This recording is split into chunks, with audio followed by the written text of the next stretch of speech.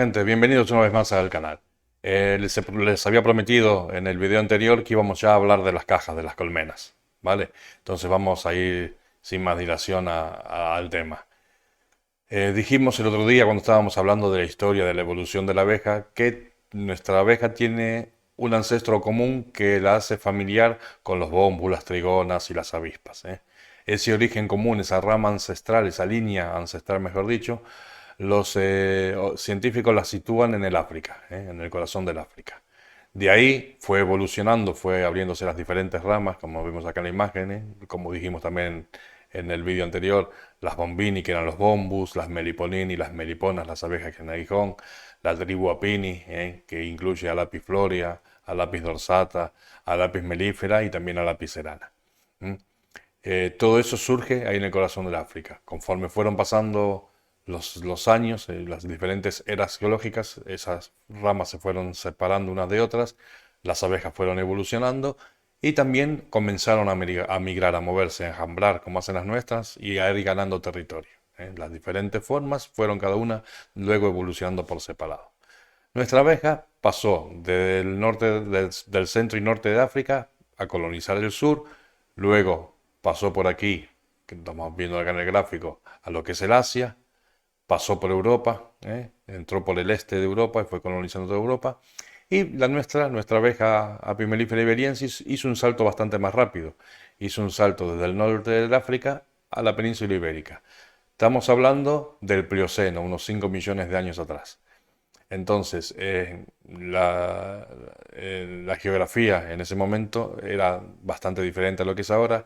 España estaba unida, por donde ahora está ocupando el estrecho de Gibraltar, estaba unida a lo que es el norte de Marruecos, y por ahí pasaron las abejas tranquilamente volando y colonizando la península ibérica. Por eso nuestra abeja tiene un componente africano bastante más alto que las del resto de Europa. Las del resto de Europa sufrieron una migración bastante más lenta, se fueron adaptando a los diferentes climas, han pasado por climas fríos, por climas lluviosos, bueno, han sufrido una adaptación, han cambiado también su temperamento, han encontrado más abundancia de alimento, entonces se les cambia el temperamento. La nuestra tiene ese porcentaje de africano ancestral que la convierte que es en un poquito más bronca, quizás. No digo que no se puedan tratar, son abejas lo suficientemente dóciles como para trabajar con ellas perfectamente. Y tienen otro rasgo, la rusticidad de haber estado adaptada al terreno desde siempre. No es como por ejemplo el caso de Inglaterra, que ha tenido que sacarse el híbrido ese, la Buckfast, para tener una abeja que se adapte a las condiciones climáticas de Inglaterra. O por ejemplo el caso de América, que no teníamos abejas y fueron llegando con las diferentes colonizaciones y las diferentes migraciones de humanos hacia el otro continente. Entonces acá tenemos la ventaja de que la raza se ha generado en el terreno y se ha adaptado al terreno. Pero hoy no nos toca hablar de raza, hoy toca hablar de lo que es la caja. ¿Qué pasó entonces? Que al ir avanzando y a ir cambiando de territorio, también cambiaban de clima. Las abejas que las primigenias vivían en un clima tropical, entonces era benévolo para ellas. Ellas podían labrar sus panales al aire libre sin ningún problema. Con un poco de abejas que estuvieran adheridas al panal, mantenían perfectamente la temperatura del nido y el resto de las abejas se dedicaban a las tareas de pecoreo, a arrimar la miel y el polen a la colonia. Eh, Conforme fueron avanzando, llegaron a climas más al norte, más fríos. Entonces, lo primero que aprendieron a hacer es el solapamiento de los panales. Ustedes están viendo acá cómo fueron solapando los panales ellas para buscar el abrigo. Los mismos panales hacían de abrigo. Ellas ubicaban el nido, la cría, en el centro para que fueran abrigados por los diferentes panales y en el exterior ponían la miel, que además de darle sustento a la colonia, lo que hacía era de aislante térmico. Entonces consiguieron un cuerpo en el que por fuera estaba la miel y los panales abrigando un centro que se mantenía a 34 grados y medio para que esa cría fuera viable. Pero siguieron migrando y llegaron a zonas que además de ser más frías, eran lluviosas. Entonces ahí buscaron el abrigo de salientes en la roca, una cueva, para que proteger a los panales, además del frío, de las lluvias. Entonces fue un salto más que dieron evolutivo. Siguieron avanzando y ya llegaron a climas fríos, fríos de verdad. Entonces ahí lo que buscaron es un abrigo total y se empezaron a meter en troncos de árboles huecos, o en cuevas en la roca, en cavidades en la roca, lugares que le brindaran un abrigo total, tanto de las inclemencias climatológicas, de la lluvia y todo, como del frío. Y ahí ya la abeja empezó a trabajar de otra manera, ahí ya tenía que haber un contingente de abejas dentro regulando esa temperatura y un resto afuera trabajando en el pecoleo. Ustedes saben que las primeras abejas, las primeras líneas, las más antiguas, no tenían zánganos. Los zánganos fue un salto evolutivo posterior. La primera abeja era entre hembras. Si ustedes van al caso de la Apis mellifera capensis, que todavía existe en el sur de África, esa raza no tiene machos. Esa raza se multiplica solo las hembras. Entonces, el que haya aparecido en los machos también sirvió a esa regulación del cuerpo interno de la colmena. ¿Por qué? Porque los zánganos, como comentamos cuando vimos los ciclos biológicos, servían para mantener la cría caliente mientras las pecoreadoras iban a buscar alimento. Fueron evoluciones que fue pegando nuestra abeja. Entonces, ¿qué hizo el apicultor primigenio, el hombre, los primeros Homo sapiens? Lo dijimos en el video anterior, imitar a la naturaleza. Si la abeja estaba metida en un tronco, pues cortaban el tronco, lo llevaban a su casa y le ponían por encima algunas lajas, piedras. Acá lo vemos con teja porque es más moderno, pero ellos le pondrían algunas piedras, algo para abrigarlas. Y la mantenían a la colmena cerca de su hábitat. ¿Vale? Entonces esto fue ya, digamos, la primer colmena.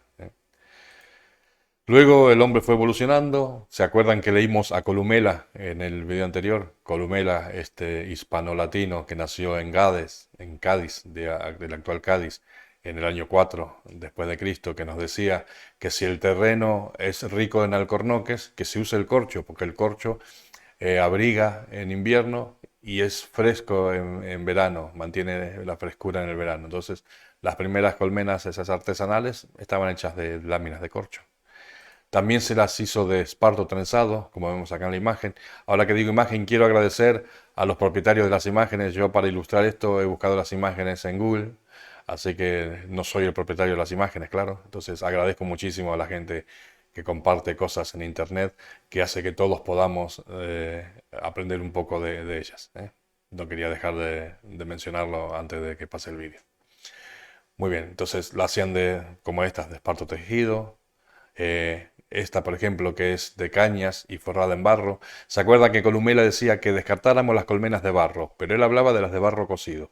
Esta es diferente, esta es su cuerpo interno. Es de cañas, pero está revestida en barro para hacerla más resistente, para que no se cuele a través de las rendijas de la caña, ni agua ni nada dentro. Es otro modelo. El hombre fue ya adaptando la colmena a sus necesidades. Seguimos adelante y el hombre ya aprendió a cerrar la madera. Entonces ya hacían de tablas de madera cerrada. Ya se iba pareciendo más a con las colmenas modernas que hoy tenemos. Y aquí damos el salto con el reverendo Langston en Estados Unidos, un sacerdote anglicano. Ustedes saben que ellos en sus horas libres tenían siempre alguna tarea o hortícola, o otros hacían dulces, otros hacían licores y muchos se dedicaban a la observación de las abejas. El reverendo Langstroth se topó con un grave problema, el problema que tenían los apicultores en esa época, que era la polilla de la cera. En esos troncos, en esos corchos, en esas cajas rústicas donde los panales estaban labrados en el interior sin ningún tipo de control por las abejas, se metía la polilla y hacía estragos, no había forma de pararla. Se inventaron cientos de cacharros y artefactos para evitar el tema de la polilla. Incluso el reverendo Langstroth es el inventor de un tipo de salvapiqueras como guillotina, que era un palo atado a un muelle, un palo largo, y él soltaba gallinas en el apiario. Las gallinas por la noche se montaban sobre ese palo y al montarse, cerraban la piquera porque quería evitar que por la noche, cuando vuelan las mariposas de la polilla, se metieran en la colmena y pusieran los huevos, que ahí es cuando empieza todo el lío. Ponen los huevos, se convierten en larvas, las larvas, que son muy voraces, se comían la cera. Entonces, él obsesionado con todo eso, empezó a estudiar lo que es la medida de la abeja, que se llama la medida de la abeja. Él ponía abejas en una caja que había fabricado y las dejaba labrar. Entonces él medía qué distancia dejaba la abeja entre panal y panal. Quería conocer el espacio de las abejas. Y él determinó que entre panal y panal, ya labrado, eran 8 milímetros la distancia que dejaba. Entonces recurrió a su amigo Hoffmann, un carpintero de origen alemán, era alemán-americano. eh, Inventaron esto, que es el famoso cuadro Hoffman. El primer cuadro Hoffman venía sin este rebaje, no traía separadores, era completamente recto. Entonces, ¿qué pasaba? Que se morían muchas abejas apretadas. Entonces Hoffman le hizo este rebaje. Entonces estos rebajes lo que hacen es mantener la separación del cuadro y darle una vía de paso acá a las abejas para que no pudieran aplastarse. Con esto, además de solucionar el problema de la polilla a medias, porque ustedes saben que todavía seguimos teniendo polilla, pero bueno, a medias ya se podía solucionar porque si había un cuadro picado de polilla enseguida se retiraba y se podía salvar la colonia. Había que estar muy pendiente, muy espabilado, pero era más fácil de salvar que en una colmena labrada rústica, labrada natural, donde los panales no podían accederse. Pero esto además, ¿qué hizo? Que esto abrió un mundo, esto ha hecho un salto de calidad en la apicultura impresionante, porque ahora nosotros podíamos conocer la biología de la abeja. Sacábamos el cuadro y podíamos ver qué estaba pasando en la colonia. Si había puestas, si no había puestas, qué pasaba con las puestas, cómo hacían las reinas. Incluso si queríamos multiplicar la colonia, era tan fácil como sacar unos cuantos panales de ahí, meterlos en otra caja y arrancar. A los corchos había que estar golpeándolos y ahumándolos para que la abeja saliera de ellos y se metiera en otro corcho. Era muy engorroso el trabajo.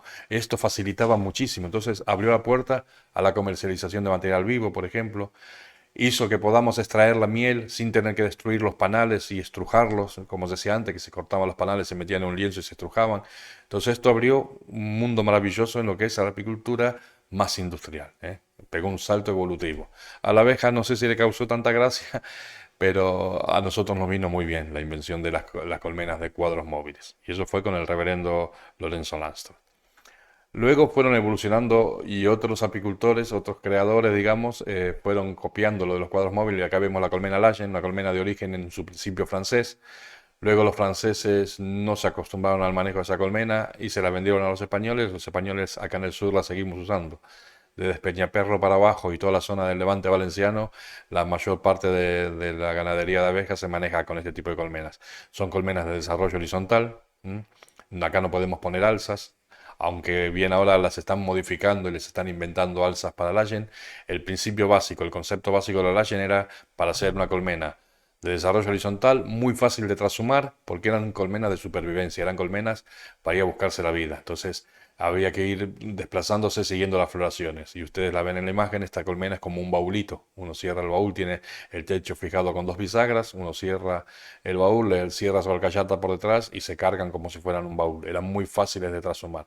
Pero tiene esa alimentación que es solamente desarrollo horizontal. Cuando la abeja colma la colmena, ya sea de cría, de miel, de polen, se bloquea, pues hay que estar o bien haciendo núcleos, quitando familias nuevas, o haciendo su cosecha de miel, para darle espacio a la reina. La reina no puede estar bloqueada, no puede dejar de producir, porque si no, ¿qué pasa? Que la colmena se enjambra. Si ya no tiene más sitio, pues se va a enjambrar. Entonces hay que estar muy pendiente de la colmena. La colmena Langstroth, que es la que vemos aquí en la imagen, tiene otro concepto, lo que es lo que llamamos una colmena vertical, es modular. Entonces, la colmena va creciendo, o sea, la caja va creciendo conforme crece su ganado. Cuanto más ganado tengo, más alzas les voy poniendo. Durante la temporada voy ampliando, voy acompañando el crecimiento de ese ser múltiple y cuando llega el momento de cosechar, pues sacamos nuestra miel y dejamos el espacio justo para que las abejas no tengan que estar calentando espacio ocioso todo el invierno. Dejamos el contingente de abejas necesario para calentar el espacio necesario. Entonces, acorde, hacemos un equilibrio. En las colmenas horizontales no puedo achicar la caja. Puedo recurrir luego a diafragmas o cosas como para reducir un poco el espacio, pero su concepto es que voy castrando y si la colmena se achica me queda una parte donde no va a haber abejas para calentar y se me hace un conflicto de temperaturas dentro de la colmena. Voy a tener una parte cálida donde está el nido y voy a tener una parte más fría y entonces en ese cuadro que hace de límite entre la parte cálida y la parte fría se va a condensar humedad y me va a generar hongos. Me va a abrir la puerta a las micosis, por ejemplo. Entonces, es bueno que el contingente de abejas que haya dentro de una caja esté acorde al espacio, para que ellas no tengan que estar ni calentando de más ni enfriando de más, ¿eh? Entonces necesitamos lo que se llama la masa crítica de abejas, ¿eh? La cantidad justa de abejas para que caliente o refrigere, llegado el caso, ese espacio. Entonces la colmena vertical nos permite eso, nos permite ir creciendo conforme avanza la temporada y decreciendo cuando no lo necesitamos, ¿eh? Acá vamos a ver las diferentes piezas. Tenemos lo que es la tabla de vuelo, el piso. Tenemos la cámara de cría. Se llama cámara de cría más que nada porque ahí está la cría, pero en el concepto de las colmenas verticales tenemos cajas y esa caja es cámara de cría o es alza melario de acuerdo si la reina está poniendo ahí o no. No es que hay una especial para que sea de cría y otra especial para que sea melaria. No, el cuerpo es el mismo. La original, la colmena Astor original, era todo de una sola medida. Luego aparecieron las medias alzas. Las medias alzas más que nada para comodidad nuestra, porque pesan menos cargadas de miel para poder manejarlas. Y en el transcurso de usar las medias alzas, los apicultores aprendieron algo, que a la reina las medias alzas no le gustan tanto. ¿Por qué? Porque a la reina le gusta hacer un nido redondo, le gusta poner desde el centro del cuadro hacia el exterior, así en espiral, y hacer un nido redondito, para que después sea más fácil para las abejas abrigarlo. Y en los cuadros de media alza, como son bajitos, en cuanto la abeja toma carrerilla y quiere hacer el nido redondo, ya choca con los laterales, con el cabezal y con el tensor del fondo, y no le gusta. Entonces, esas media alzas sirven un poco de excluidor natural. La abeja puede ocupar bien la cámara de abajo, que es una cámara estándar, quizás toca un poquito la primer media alza, pero ya no sube hacia arriba a poner en las demás. Entonces, el apicultor saca una cosecha de miel más limpia, sin cría entre medio, no tiene que estar llevando miel al extractor. Ese es el principio de las colmenas verticales. Entonces, recordemos para la próxima que vamos a empezar a ver una por una cada modelo por separado y a ver su funcionamiento. Dijimos, tenemos hasta ahora dos modelos independientes, uno de desarrollo horizontal, uno de desarrollo vertical. ¿eh? El de desarrollo horizontal, cada vez que se bloquea, vamos a tener que cosecharlo o hacer un núcleo. En el desarrollo vertical, vamos a ir agregando cajas en la medida que necesitemos y quitándolas cuando no. Quiero hacer una salvedad. El principio de la colmena Lansdowne era que fuera modular, que se pudieran separar los módulos. Aquí en España, como veníamos con el concepto de la lashing y estábamos acostumbrados a trashumar las colmenas, lo que se hizo fue graparle el piso, graparle el culo, malamente dicho, al alza y tener esa alza ya directamente convertida en cámara de cría para siempre. No podemos despegarla del suelo.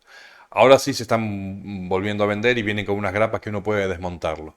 Yo les aconsejo a los que estén empezando que busquen ese tipo de verticales, las que se pueden desmontar completamente. ¿Por qué? Porque así en la nave tenemos una pila de suelos, una pila de techos y una pila de alzas. Cuando necesitamos montar una cámara, le ponemos su culo y su techo y ya tenemos una cámara. Que esa alza la queremos usar como melaria, la podemos usar como melaria. Que cuando llega el fin de la primavera, queremos partir esa colmena y sacarle la alza completa de arriba y ponerle un culo y un techo y hacer otra colmena, podemos. De la otra manera es más engorroso porque hay que estar quitando los cuadros del alza que tiene el suelo clavado y pasándolos a otra.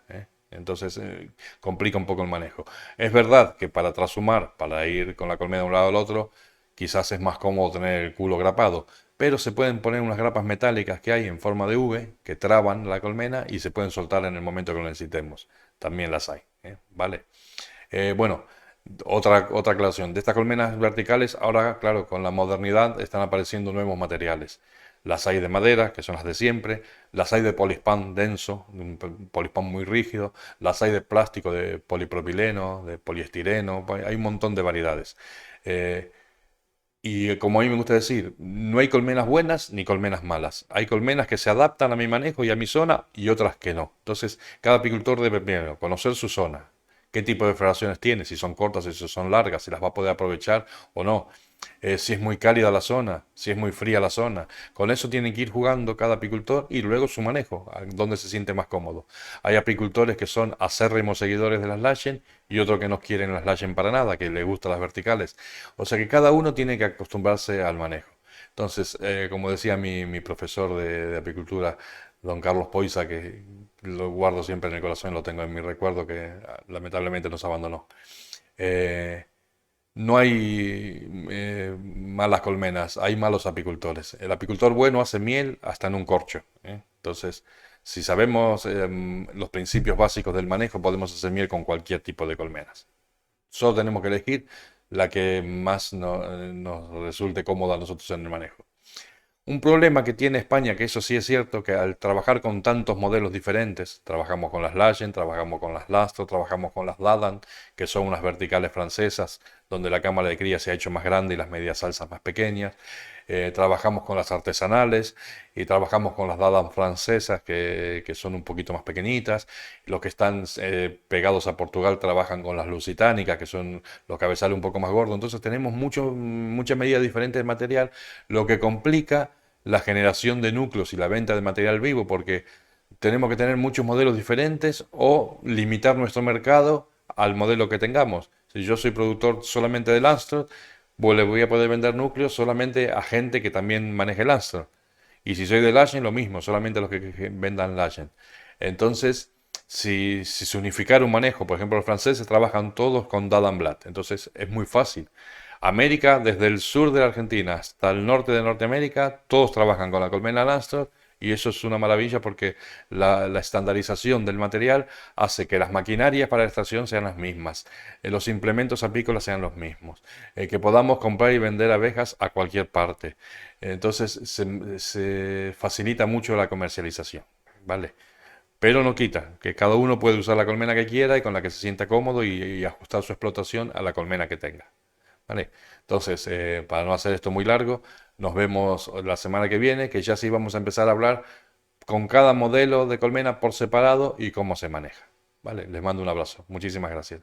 Les recuerdo, los que tengan dudas me pueden escribir al correo que queda en la descripción del vídeo o entrar en la página web y serán contestados todos los vídeos. Muchísimas gracias.